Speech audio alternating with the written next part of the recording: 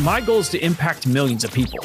Well, the only way to do that in my lifetime is to make stupid big steps. And so it's like, okay, great, let's get uncomfortable. Have you always been a self-motivated person? Have you dealt with people that maybe struggle to, have that long-term vision? And once you connect to somebody's purpose, then hope naturally comes. Why? Because in your darkest of times, you still can look up and see this hope of the purpose of why you're here. And man, everything else connects. What are some things that people can start identifying, be like, these are my first margins, my first containers, and then I'm going to go execute, in the next couple of weeks, very intentionally. So it's the 80-20 impact rule. What is that top 20% that impacts my momentum the fastest? But then the problem is right under that, you have the next 20%. I call that the danger zone. What inspired you to create at this level, right? Because you have your book and you have a platform that you're developing. So how deep do you guys want to go here? Because I love this conversation, and so let's go a little deep here. I'm gonna get a little bit more open. Okay, let's go. So.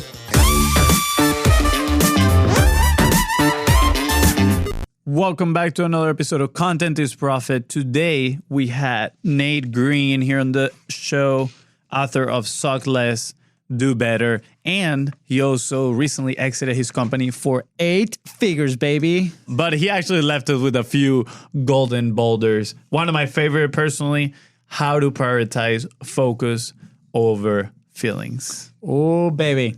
He also talks about the 3 pieces to how to stay motivated. And I really liked his take on morning routine and how he's been tackling that aspect of his life. Yeah. Are you a fan of morning routine? Yes? No? Let us know. I know that's been of debate in social media recently. I know. And towards the end of the episode, we're actually asking him specifically about his content strategy on this new phase of the new company that he's building. So super exciting stuff. Nate, thank you so much for coming, and enjoy. See ya. Nate, welcome to Content is Profit, man. I'm stoked. We connected last week, and you're a powerhouse, man. And, we connected with a previous friend, or still friend, I guess. Heath, he's been on the show. He's been a customer. We've known since the fitness industry, and he's like, you need to know this guy. And, we got to talk, and you are not only a creator, but also you just exited your company for multiple dollars, and many dollars, and you're like $10. Just, pocket change. $10. And you're doing some cool stuff, man. So I'm excited to have you here on the show, and welcome to Content is Profit. Let's go. Man, I appreciate it, guys. I get to be with 2 of the best, so it's incredible. Just one of the best. We'll let the crowd decide which one it is. Yes. Pick a bro. 1.5. I like it. Yeah. So, let's start here, right? Like what's different from, you just exited your company for 8 figures and more. And now you're on this path of helping people, right? A lot of people and a lot of creators that listen to the show, they're in that path of, hey, let's provide these solutions. Let's go create something that matters. And spoiler alert, we have a little bit of a book here. Very excited. Suck Less, Do Better for those listening. And what inspired you to create at this level, right? Because you have your book and you have a platform that you're developing.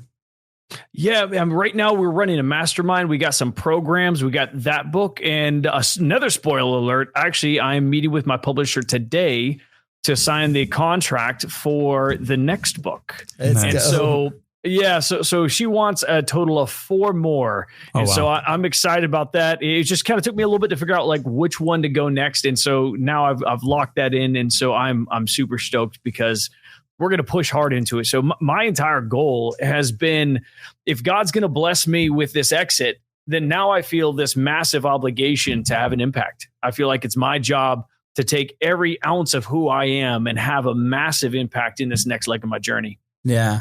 So cool, man. What inspired you, right? We had this conversation. Fonzi has no idea, right? And a lot of people get into this online world when they start creating and they think, hey, I'm going to start selling something small and I'm going to start creating this content here. You went straight from long form, which is your book and your masterclasses and your community. You dove right in and you're doing some pretty cool stuff. Right? What was that jump? What went through your head to okay, I think I can do this, right? And I think I can do it to a point where people are having massive wins. Yeah. So with any business I've ever created and succeeded doing it, it's always been start with the end in mind. What is the goal? What is the long-term vision? And then for me, it's starting to build backwards from that. Because the problem is a lot of times people so often they start a business and they think so small. And they think like, oh, I'm just going to offer this service or I'm just going to do this. And next thing you know, they're kind of like taking a bunch of micro steps. But why not take leaps? And then as you're taking leaps and making massive steps, then you can backtrack and say, okay, if this is where I'm going, then what do I need to do? My goal is to impact millions of people.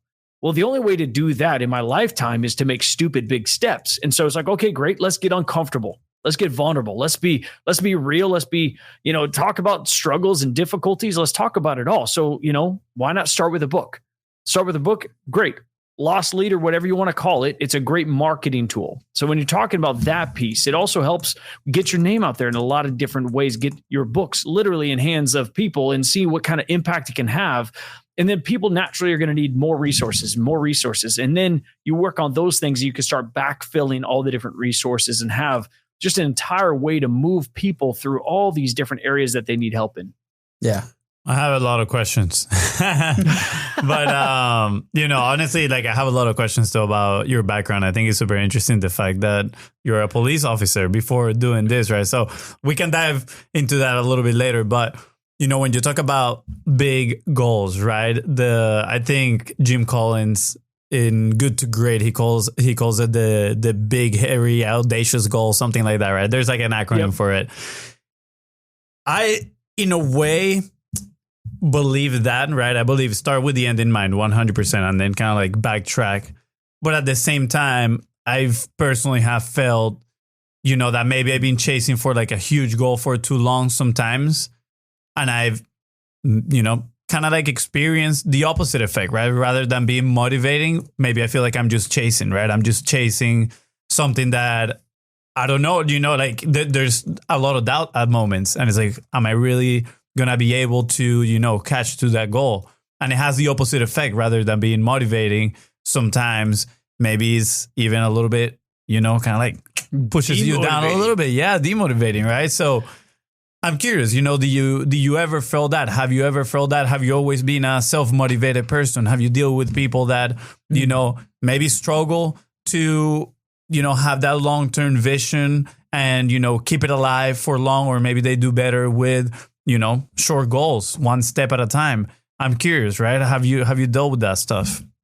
So I love it. And I love the question, because that analytical side, because we deal with all those different pieces. And that's really where, when you're dealing with humans, we always have these strengths, we have these capabilities, but we also have these doubts, these fears, these insecurities. And I call those cracked lenses. We talk about that in the book. And that's really where we have these things, whether it's difficulties that we face, or whether that's childhood issues, or all these relationship issues, or past, or mistakes.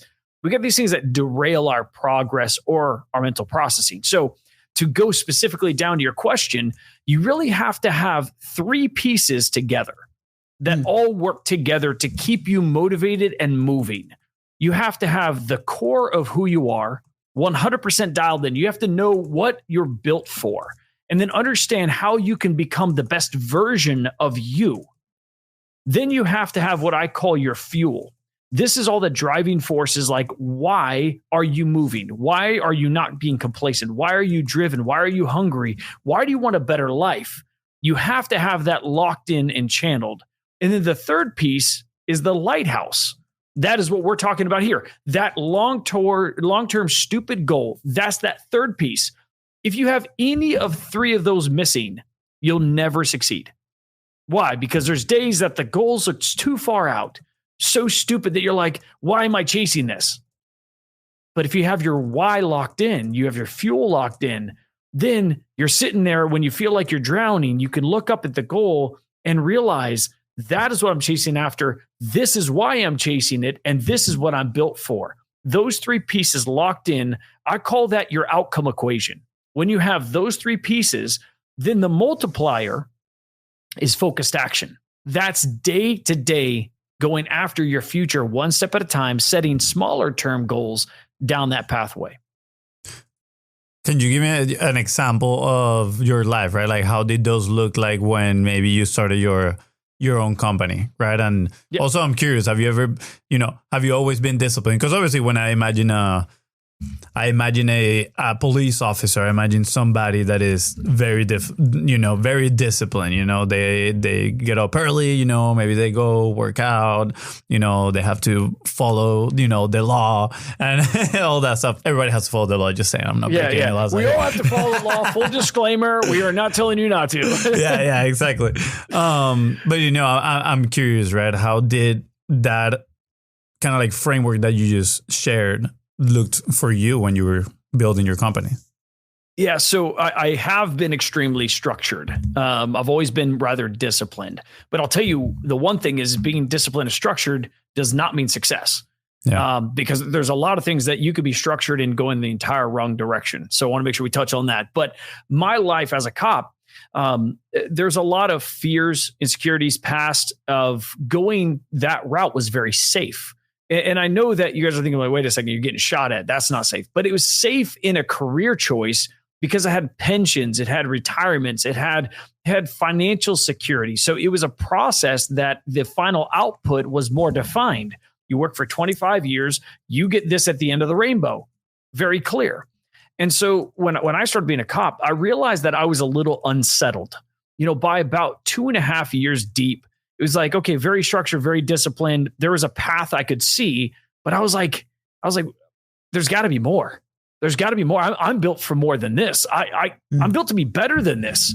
Like there's something else. And so I started doing personality testing, career testing, cognitive testing to figure out what I call focus my greatest asset. Who am I? What am I built for? That first piece, remember the core? Mm-hmm. Like, what is it that I could become? And then it was like, okay, great. Yeah, I'm good at being a cop. I love smashing the crap out of people and taking them to jail. Amazing. Obviously, my use of force was always appropriate.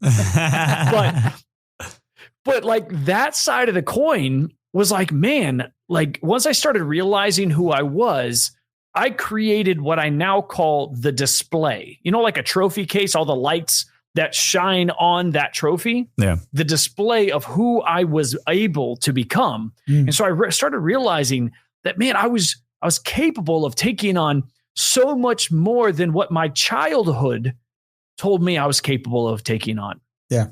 I was so much more able to achieve things that the people around me told me I couldn't.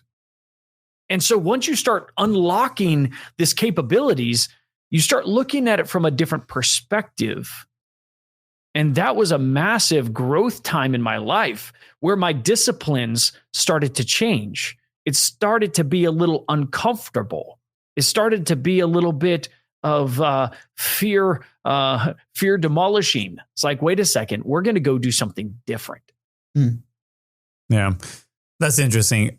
This is very transparent here. Very, I don't know, it's odd. I've never shared this on the podcast. But as you were sharing that, the thought that popped into my head, right? You said, in the past, maybe some people that were telling you cannot do this, X, Y, and Z.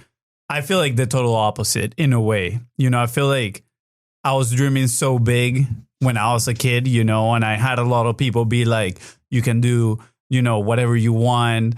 I honestly had a lot of people be like, oh, you're so good at this, you're so good at that, right? And I feel like as I'm getting older, my confidence on, maybe achieving that, like maybe watching that trophy, that display that you're talking about has like diminished a little bit in a sense, right? In some cases. So, I'm curious, right? What is your point of view? I'm just curious about your thoughts, right? When you see a person like that, when you meet a person like that. So there's two pieces. There is what I call the noise. That's what's happening to you. There's all this noise as a childhood. Oh my gosh, you should go play soccer. You should be incredible at this. You should go be a chef. You should be this. Oh my gosh, you're incredible at. And wait, people are taking, maybe just because we like something and running it 10 steps down the pathway and being like, oh my gosh, you should do this. No, that's all noise. That's all like all this stuff that jumbles up and cracks our lenses. That's like, man, wait a second. These expectations are crushing. So whether you have people that have limiting expectations and beliefs for you, or about you, or whether it's, oh my gosh, you're great at everything, you're going to be incredible. Expectations, it's noise, it's distractions, it's derailment. That is based upon what they think about you, not based upon what you think about you or what you feel about you or what you most importantly know about you. So whether it is comparisons, competitions, all this stuff, distractions, these are noises or cracked lenses, it's all in the same bucket. It just affects or comes at us from two different perspectives. And that's a problem. It doesn't matter which side it comes from. It's all destructive. Yeah, that's interesting. It's a nice therapy session. I appreciate it.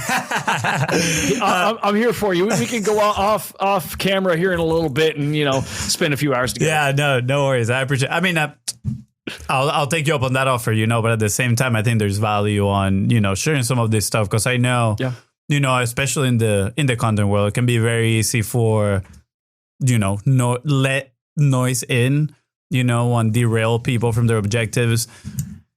I'm guilty of, comparing myself, whether I want to or not, kind of like I just look at stuff and like that first thought that pops up, might be a little bit of comparison, between other creators that I see, other people that might be in somewhat or were in similar situations.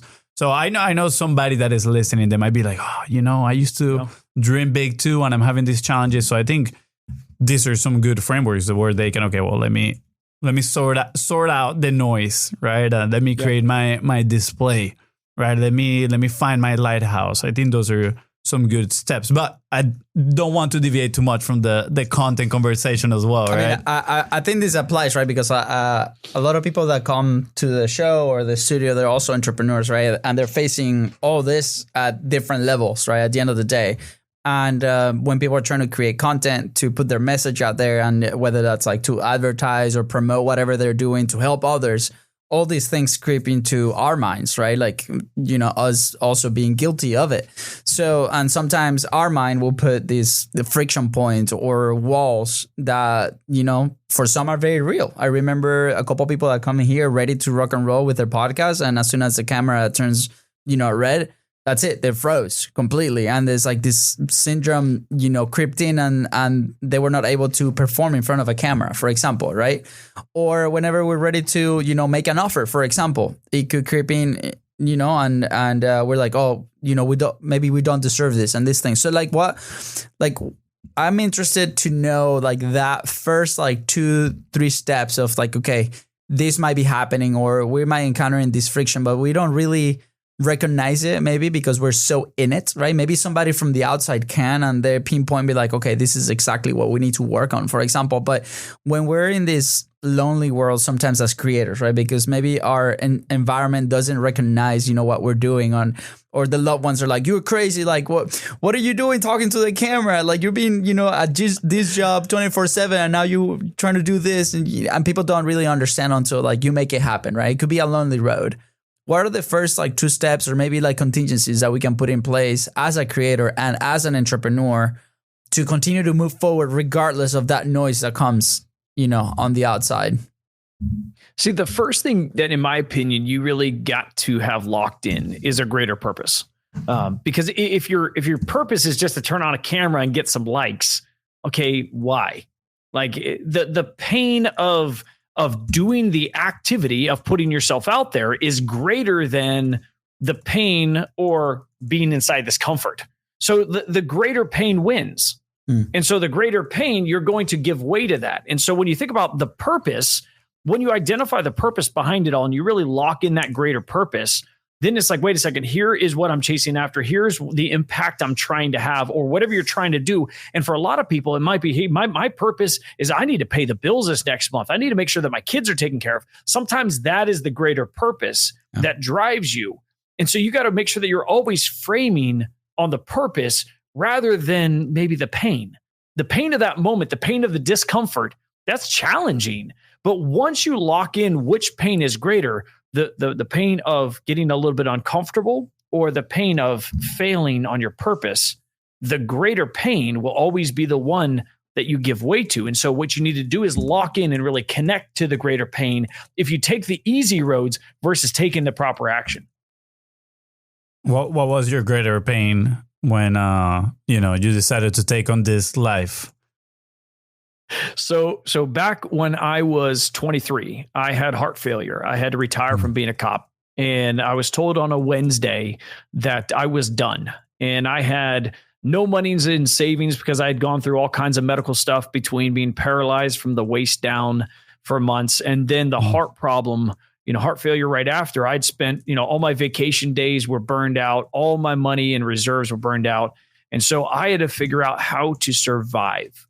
And so I went through a season. Luckily, I'd gone through that exercise we were talking about earlier about trying to figure out who I was. And so I had a great plan. I'd already started going to school for business. I'd already started working down that pathway. But my plan was 20 years down the road, not today. And so once I started my business and I realized how tough it was at that point in that transition, I'd gotten married. And so then I had adopted my then's wife's daughter. And I realized that it was trial by fire. There was no option. And then unfortunately with my heart problem, they told me I had 10 years to live. Oh man. So when you're told you've got 10 years to live, there's something that clicks inside your brain. And even though 6 months later, they told me it was a mistake and it was a wrong misdiagnosis, you can't unknow that. You can't unwind that. And by the way, guys, don't worry. I didn't die. In case you guys were wondering, I am still here. We're good. But there's something that clicked in my brain about providing for my family, making sure that everybody was okay if something happened to me, and locking in like crazy.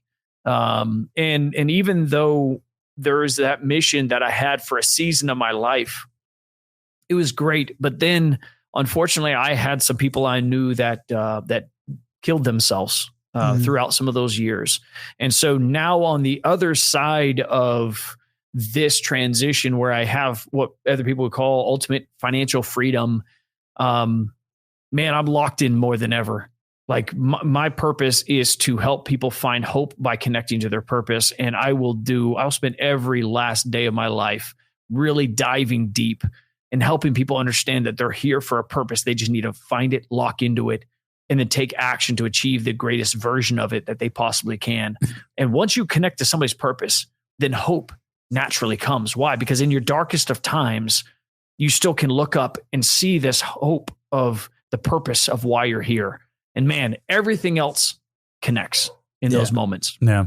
I love the kind of like seeing the progression or hearing the progression of the goal, right? At first, obviously, when faced with mortality, and you hear people talking about that a lot, right? How when faced with the thought of mortality and, just getting lost in your thoughts, there's a lot probably that people, gain. But at the same time, it kind of like, it looks like you had one big goal, which at that time it was probably huge, right? And then after you accomplish that, the new progression is the mission that you just pretty much share with everybody. So I think that's super 100%. Super interesting. I don't know if you got anything to add in here. I'm just curious on the path, right? My mind is like, what was the business, right? What is the business that you created out of that incredible vision? So I chased down the financial markets. And so I built a accounting and tax practice, a wealth management firm, a lending firm, like a mortgage firm, and then also a consulting firm where I did business consulting. So the main one that I started back in 2008, the one that almost made me go bankrupt in the first year. I mean, what a tough first year. Insane. Man, actually, I lost my house during that season. Oh, wow. And it was tough grinding through that and making the choice to stick with it when everybody around me and everything said, you should go get a job. Man, I stuck with it. And in the end, there was the accounting and tax practice, which I built up. I built to be a machine, built up to be almost 50 employees, and then sold it to a private equity. Nice. That's amazing. So good, man. You want to go in financial industry? I don't think that's my forte for sure. I'm here thinking, right? Like, your story is pretty insane and incredible. We've seen that chapter kind of develop, right? And you're obviously now sitting in a position where you can help a ton of people through those stories, right? But I also see people that they're like, man, like I didn't have a heart failure. Like my doctor didn't tell me I had 10 years to live, right? Like do I actually need that moment of realization to actually, take action, right? Like, or, my personal moment of realization happened almost 15 years ago, right? Where I made the decision to come here to the States. And sometimes I feel like that could be fading almost, right? Like so many things kind of stacking up on top of that, and life happening, these things happening. And it's almost like, oh, that made me move mountains to be in the position I'm in now. What now? Right? It's like, oh man, and we go back to, okay, how do we explore that purpose, right? And yesterday, for example, for me, it was a very hard day, like personally, right? It was tough to like sit down in front of the computer and do the thing that I needed to do, right? and it happens from time to time. So it's like, okay, what's a technique? What's the thing that we can do to go back to that spot and be like, okay, I need to move forward, right? Is it family? Is it your kids? Is it like a movement in your body? Is it go drop down and do 10 push-ups? Like, what do you do to get to that point, to do the thing that we don't want to do towards, our main goals? So there's a few different things, and it's never the same for everyone. In my life, like a part of the mastermind that I have is we actually teach people how to lock in and identify their fuel. So people's fuel come from different places. And so that's one of those three things we talked about earlier. The fuel can come from challenges. It can come from adversities. It can come from actually inspirations, such as, hey, listen, I saw my dad go through X, Y, and Z, and I saw him struggle to provide this opportunity for me. And that's where, see what I'm saying? Like that could be a fuel source. But a lot of times the best fuel sources come from deeper. They come from what I call your basement. They come from trauma. They come from hardships. They come from these pivotal moments in your life. They come from something deeper. And so a lot of times people come to me, they're like, hey, Nate, listen, I can't lock in, man. I can't stay motivated. I said, you're not going deep enough. And then we work them deeper and deeper and deeper. And we uncover stuff from their past that a lot of times they put in their basement, they've locked the doors, and they've never wanted to see again. And so for me, that's where we go. We go deep and we go find it. We go realize it. And then we help people lock in because of it. And so a lot of times what has happened is in that process, when people understand really who they are, and then they lock into that fuel source, next thing you know, it requires life changes. Because sometimes if the mission that you're on, the journey that you're on isn't fulfilling what you're really built for, and it's not really locking you into that fuel source, it's time to change directions. And so sometimes there's different aspects. You can't manufacture a hunger. You can't manufacture it. Like it doesn't matter. You can be like, oh yeah, I want to go make $1 trillion. I don't care. I could say that all day long, and it just has no emotional connection. There's a coach I know, and he uses this term, we're coming for everything. And I'm like, I'm not coming for everything. I don't want everything. Like you can go come for everything. I don't want to, but it's because I can't connect to it.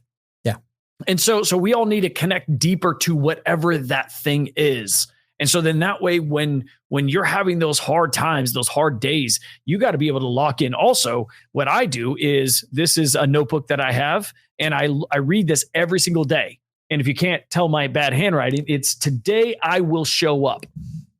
And in here, this locks down all kinds of stuff of how I'm going to lock in. The first words right here are my words. You guys can't even see it. The words of the year, which is silence, significance, and the stretch.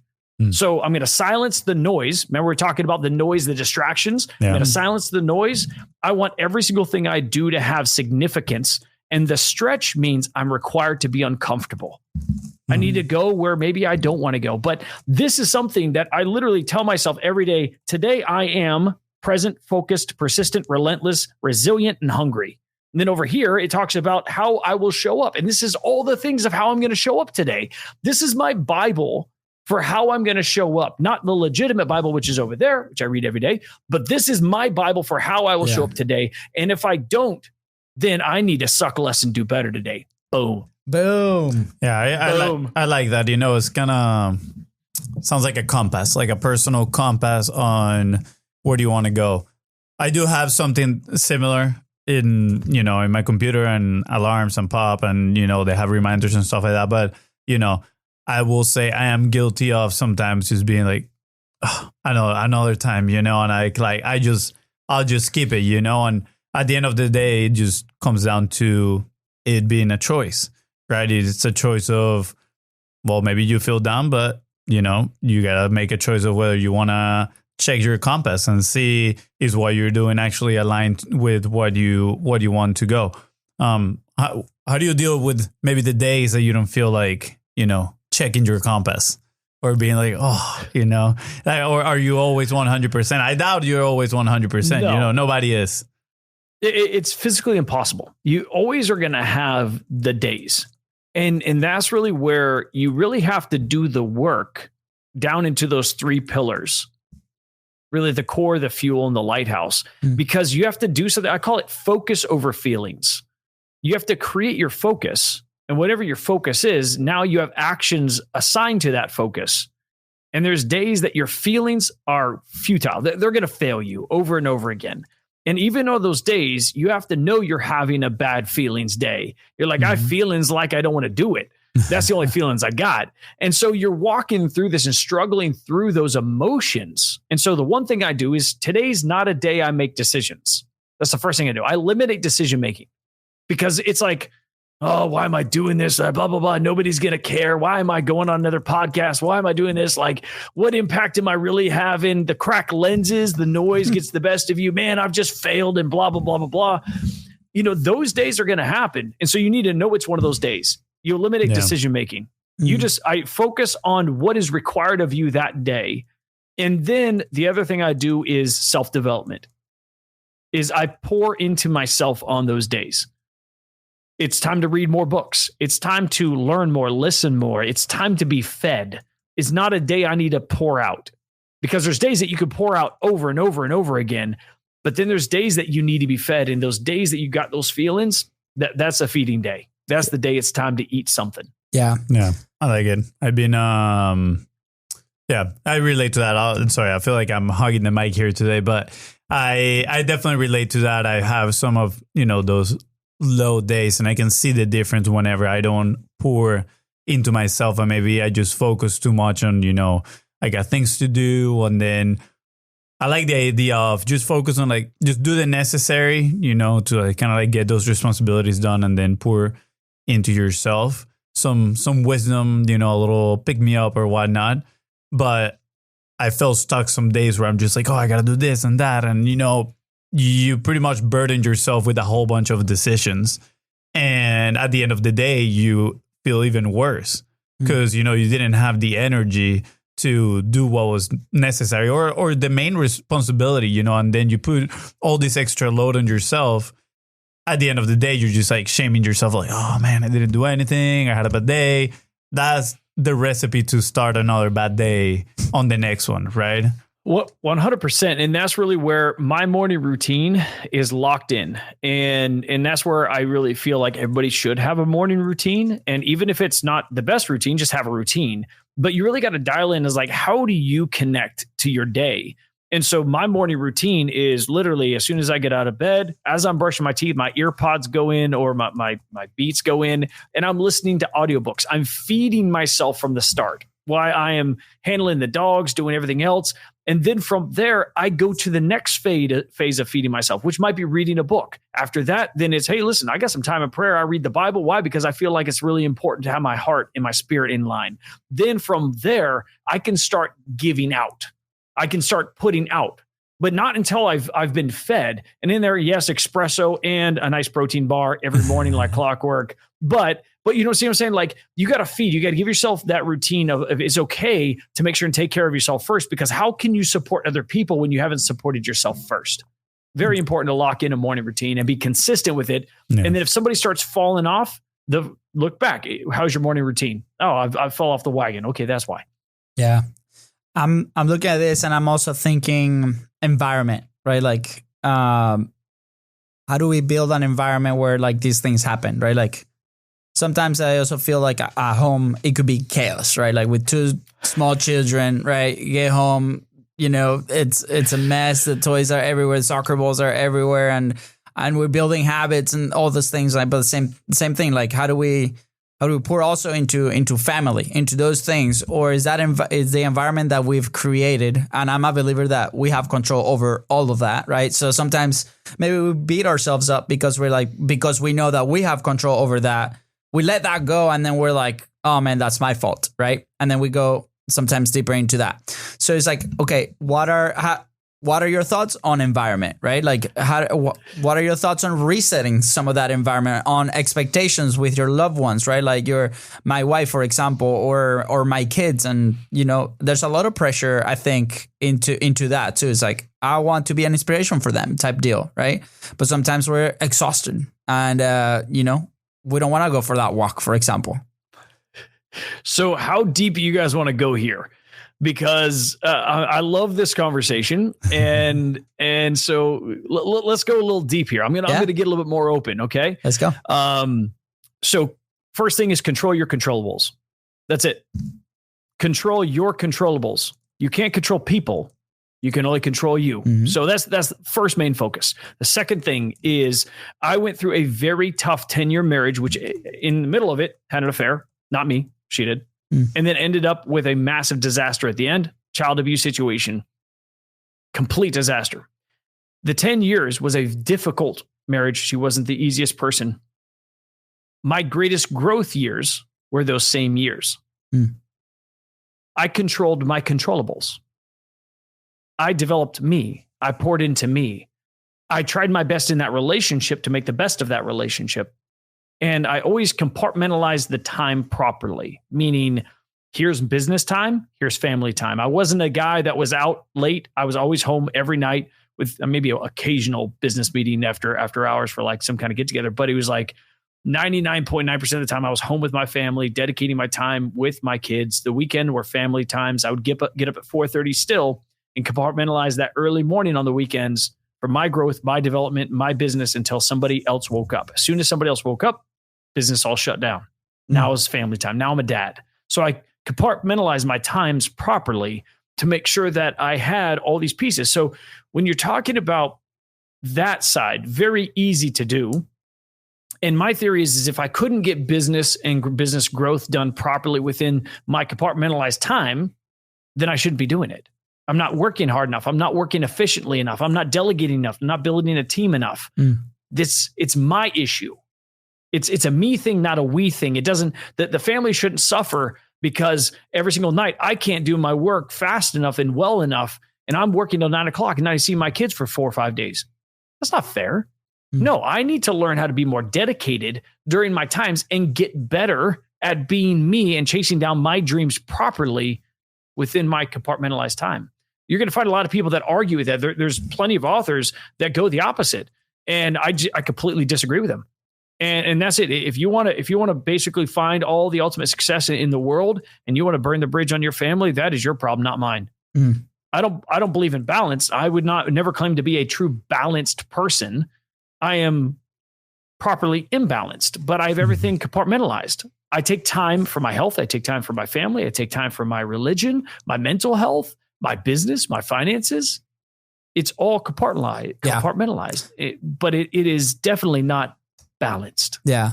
It's funny, like on the content conversation, we always talk about, the publishing pyramid and those resources that, entrepreneurs or companies have to assign for like those teams. And it's very similar, right? It's like compare, what are the resources that we have here? Is it the time? Is it the money? Is it the team? And we're like very specific with that. And how do you, in general, right? Like in your life, how do you start identifying those areas and you start being like, okay, these are my top like 4 that I need to handle first, right? Because, when you and me spoke before the podcast, we both realized that we think very similarly in many ways, right? And I'm like, if that's the path I'm on, perfect. I can take it. That's awesome. But, how do you start, identifying those things, right?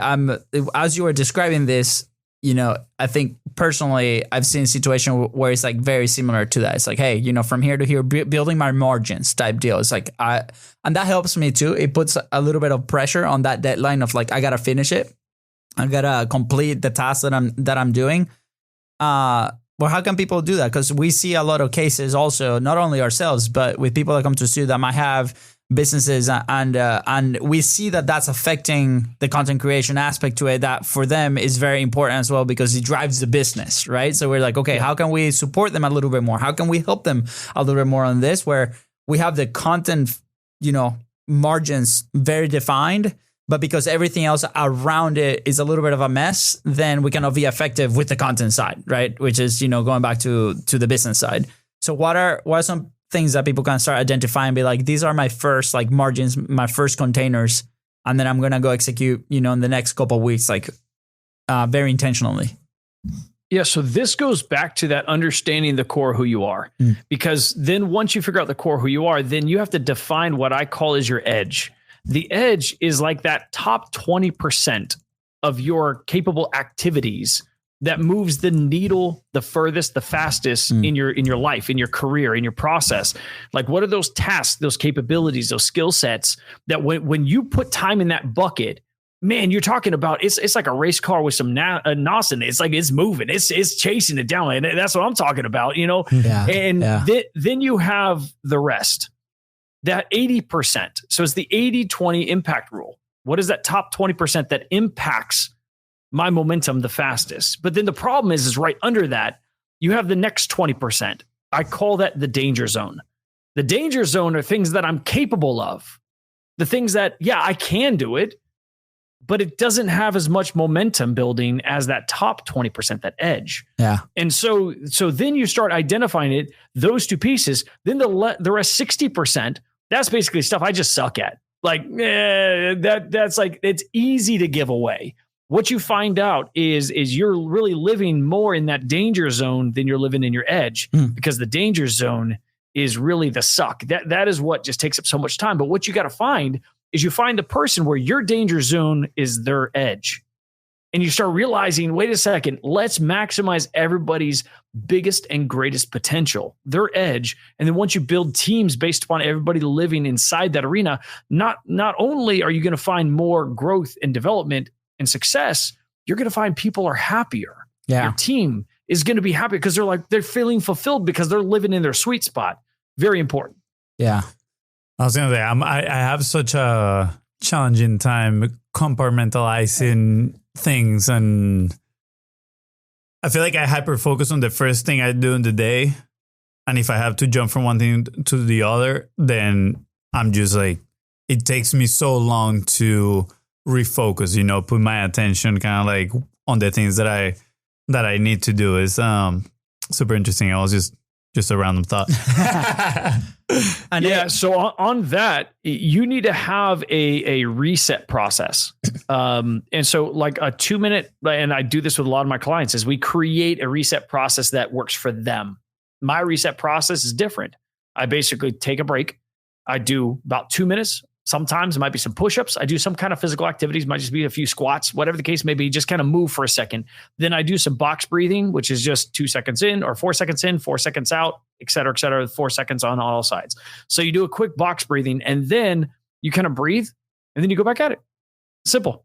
And so then I can change gears a lot faster, which over the years used to take me longer to transition. Now I can literally be done with, as soon as we're off, boom, I'm right back into the next. Yeah. Because I've learned how to trigger my brain with simple process. And a lot of times it's just getting another espresso, a process, just standing up, going to the machine, breathing for a second, filling up the cup. I'm good to go. Now I sit back down. Let's lock in. Yeah. Yeah. It's a skill. It's a skill for sure.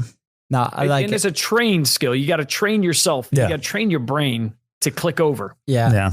May I want to transition towards the end of the episode and talk a little about the content system that you're creating, right? We talked a little bit about your ecosystem and like what you guys are building, right? You start with a book, which is not normal with most people that started this, right? You obviously have years of experience doing this thing and your material is like really, really solid, right? So, but at the same time, I want to paint a picture for somebody listening and be like, oh, maybe that's a path that I can take on creating our own programs, right? Our own masterminds or creating the things that I want to do to help people. So can you walk us a little bit to like a little high level, what are the things that you guys are creating and what are you expecting to do in the next year or so?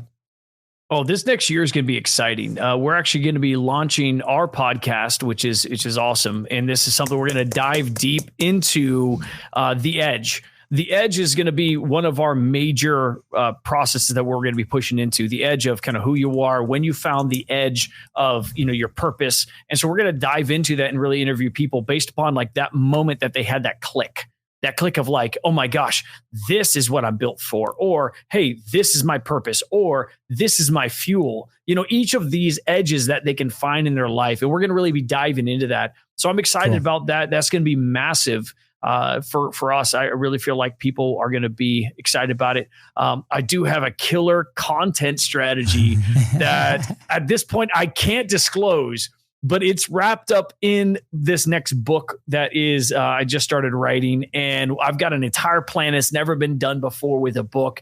I want to take a book and make it more of an experience. And when with it, it's going to be kind of like a mesh up. Think of it as like more of like book meets podcast meets like a small community. And so like bringing all three together in one experience, and for the price of just a book. Yeah. And so that's a part of it. And a part of that process is going to bring so much cool content out of it. And I'm stoked about it. Dude, so cool, Nate. Now, walk through me real quick with, obviously very ambitious. I think, with what we talked about, and I can't wait for people to see and connect with you. Obviously, all the links are going to be right below, so they can be, first in line to first buy your book right now, right here. And then second, to be part of that community that you guys are building and see it live. What are the resources that you're pouring into this, right? Maybe not a budget side, but like, do you have a team? Like, because what happens is a lot of people, and we were guilty of this, we will set these eyes on very awesome entrepreneurs and people that are doing cool things that we're like, we're going to do it just like them, right? And then we do not understand the amount of resources and time that is pouring into this, right? And then when we start executing, we start discovering that maybe that's not the case and we cannot fulfill at that point. So we've been like really diving into breaking this down for the people that are listening, right? So for example, in our podcast, we run most of the process ourselves, and we have a producer that, helps us with some notes and the editing of the podcast, for example, right? Can you describe a little bit of your ecosystem and like how you and your team are doing all these things? Yeah, so we have a team of 3 right now because I sold off all my old teams. Like it was kind of like weird. It's like that was the saddest thing. Yeah, like where'd you go? And that's the cool part is building with a small team again. Man, it's been so long since I started from scratch, and starting from scratch again. Because the exit just happened last year, so it was at the tail end of last year, and when I finally worked my last day, and so. It was very, very nice to walk through that process, but building back from scratch, like you're talking about, it's like, okay, here's how we have people wearing more hats than maybe they should in the beginning. And it's great, but there's also learning. We already have identified like, hey, here's next role, here's next hire, here's next process, here's next this, here's next that. And the one thing I'll tell you is important thing is as an entrepreneur, keep your personal budget squared away, keep it tight. Because you really need to leave your business growth funds available for business growth. I see so many entrepreneurs, they start making some good money, and next thing you know, they're buying Lamborghinis, they're buying all that kind of stuff. No. Your spending should always trail way behind your profits because your profits need to be reinvested. Reinvest into you. That is your retirement. That is your future. And so when you're talking about that, like for me, it's like, man, I've been blessed over here. So I'm not touching any business profits right now. Everything is reinvested into growth, development, teams, where we're going, more books, more ad spend, more everything, more content, you name it. So that's very vital. Second, relationships, man. Pour into people. People are vital. Man, because sometimes it's more about, we got connected from Heath, great dude. Yeah. That's awesome. Like great people, when you pour into great people, they know more great people. Yeah. And so the relationship effect. So little hint, my firms that I sold, the major one, 100% referral base, never spent $1 in advertising. Wow. So awesome. Relationships, people, pour into people. And man, when you pour into people, it's amazing what you find. And then what happens when you pour into people, then when you have a need, you're like, you reach out to your people. Hey guys, listen, like I really suck at this area. And they're like, oh, don't worry. I got you. This guy I know, let me connect you. Boom, done. Yeah. Very simple. Dude, so cool, Nate. I guess last question before we head out. it's on your side, your personal, how much time are you dedicating to creation, right? Because like you seem like a guy that has an awesome routine, right? You went through already a phase and sold one company. You're now tackling this incredible challenge, right? And I think for both of us, the creation aspect of like putting ourselves out there is like very exciting, right? And what we've also found people that they feel like is absolutely necessary and they don't really enjoy the creation process, right? So obviously you're into podcasting, you have an incredible studio, you almost like panned the camera the other day. I was like, oh, look at this stuff that we're building on this side. So obviously for that, so how much time are you dedicating to creating things? So first off, I do have a fear of content creation. So massive fear. Podcasts, I love because I like relationships, but the fact of being out there is scary. And so, when you're talking about podcasts, you're talking about content creation, it's vital. It's more important than ever. Because, people are like, oh, I want my social media to be my business card. Yeah, sometimes it can be your business card, but it's also more of like, if you look up an author and they have, let's say 100 followers, you're going to be like, that's it. Versus it's more of that content that really says, hey, listen, this person is serious. And so for me, there's been a season that I had to transition some of my audience from where I've been to where I'm going. Yeah. And that's been a struggle. And even when I'm pouring into more of the groundworks and foundation of where we're going with all these courses and all this other kind of stuff, you still have to make time to throw out content. And so that's really where 2025 is going to be like the year of content. We're going to be putting out all kinds of content with podcasts and everything else. Nice. You got to take the time to pour it. You got to do it. Absolutely. Nice. Renee, thank you so much, man. This has been so cool. We're going to leave, obviously, all the links right below. You got to do scroll down and click on all of them. Is that how you click? With your with your thumb? Yeah. Do you guys click with your face like this on your phone? How do you click with it? Like, do you click phone? Or you tap it? You tap it. Well, you bam. Guys, suck less, do better. Amazon or wherever, Nate puts us the link right below. Fonzi, any last thoughts before we head out? I just appreciate the therapy session. It was absolutely amazing. No, I appreciate you guys. This is a blast. Yeah, no, a lot of it, like I relate to it a lot, and I just love listening how, people have achieved what they've achieved. Congrats on selling the business. That is absolutely massive. I'm excited to see, man. I love the energy. I love what you're building. I think it's going to be absolutely amazing. A lot of people definitely need it. And, just like you mentioned, we do the podcast mainly for the relationship aspect. That was how it all started. It's like, dude, we just want some cool friends. So we appreciate you. You now have 2 Venezuelan brothers. Oh, yeah. I think we're not too far out. You're in Orlando? You're 2 hours. I'm going to come up there and harass you guys soon. Heck yeah. Let's go. We're going to do a live episode. We'll do a live episode on referrals. I think that'll be a fun, That's awesome. A fun topic. Yeah. That's incredible. But thank you, man. Really appreciate you. Hey, any last thoughts before we head out? Man, you just got to make sure and chase down and become the best version of you day after day after day. And if you give up on anything, never give up on you.